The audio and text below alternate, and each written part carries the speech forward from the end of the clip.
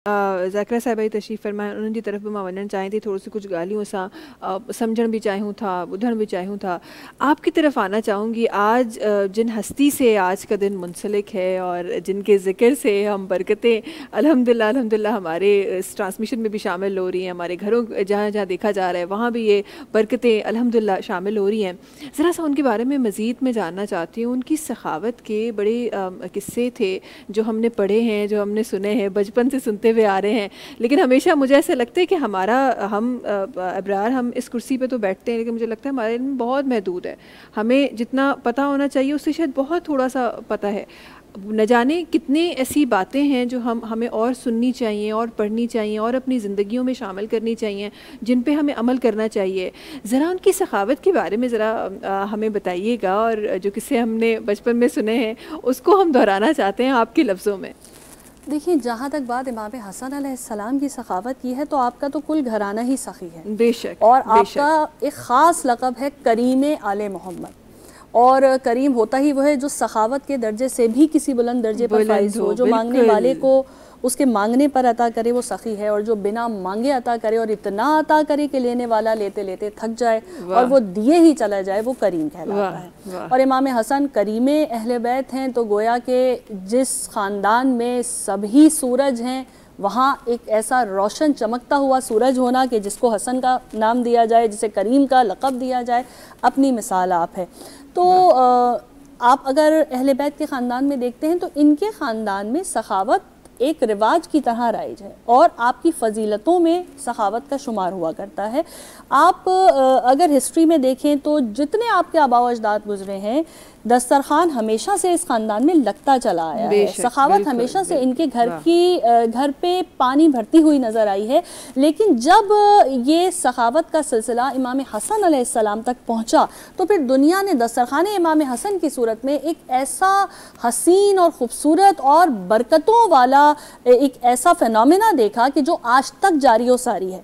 लेकिन इसका हरगिज़ ये मतलब नहीं है कि इमाम हसन ही वो वाहिद हस्ती हैं कि जिनके दर से ये दस्तरखान जारी हुआ, बल्कि जनाब अबू तालिब जो आपके दादा हैं, खुद आप की सखावत ज़रबुल मिसल रही है।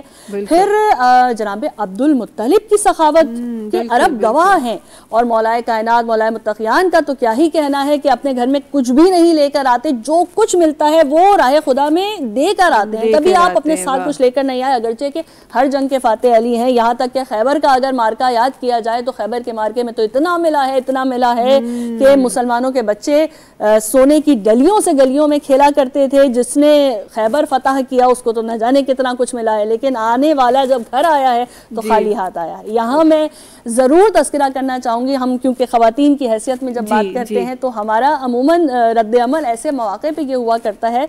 सबसे पहला सवाल ये होता है कि भाई आप तो मैनेजर थे, आप तो डायरेक्टर थे, आप के पास तो सबसे ज़्यादा सैलरी आई थी, वो कहाँ गई? वो सारा अमाउंट कहाँ है जो आपको मिला था? वो कहाँ पर छोड़कर आ गए? मेरे घर में बच्चे हैं, मेरे घर में भी दस्तरखान बिछता है, मेरे घर में कनीज़ें हैं, गुलाम हैं, मुझे उनका भी तो हक देना है, मुझे अपने बच्चों का हक चाहिए। वो सब कुछ कहाँ है? लेकिन इस घर में जो खातून मौजूद हैं उनके क्या कहने हैं कि उस बीबी ने जब खाली हाथ आते हुए देखा है मौला को, तो सर को सजदे खालिक में रखा और कहा, परवरदिगार तूने मुझे कैसा ज़ौज अता किया है कि जो मेरी हर इबादत हर सखावत का साथी है। तो जो ऐसे की औलाद हो उसकी सखावत का क्या कहना होगा। फिर मौला इमाम हसन अलैहिस्सलाम खुद उस वाक़े की तरफ आपकी तवज्जो दिलाना चाहूँगी कि एक मरतबा एक शख्स मदीने में आया और ये क्योंकि नेटिव नहीं था, बाहर से कहीं से आया था, तो नहीं पहचानता था कि किस दर पर जाऊं कि जहां से मुझे मुद्दाए दिली मिल जाए। इसने देखा कि बाग में एक शख्स मजदूरी कर रहा है और हाथ पैर मिट्टी में लिथड़े हुए हैं। थोड़ी देर के बाद ये बैठ जाता है और अपनी झोली में से एक सूखी हुई रोटी निकालता है। पानी इसके सामने रखा हुआ है, उस सूखी हुई रोटी को ये अपने घुटने पे मार के तोड़ता है। वो इतनी सख्त है कि हाथों से टूट भी नहीं रही। फिर ये उस पानी में डुबो के उसे खाना शुरू कर देते हैं। दूर से बैठे हुए देखते हैं कि ये शख्स बड़े गौर से इनको देख रहा है, तो उसको अपने साथ शामिल ताम होने की दावत देते हैं। ये पहुंचता है, लेकिन जब ये रोटी को तोड़ने की कोशिश करता है तो इससे रोटी टूटती भी नहीं है, ये पीछे हट जाता है। वो पहचान जाते हैं कि ये इसके बस की बात नहीं है, ये रोटी कुछ और ही रोटी है, ये हर किसी के बस में नहीं कि इस रोटी को वो तोड़ भी सके।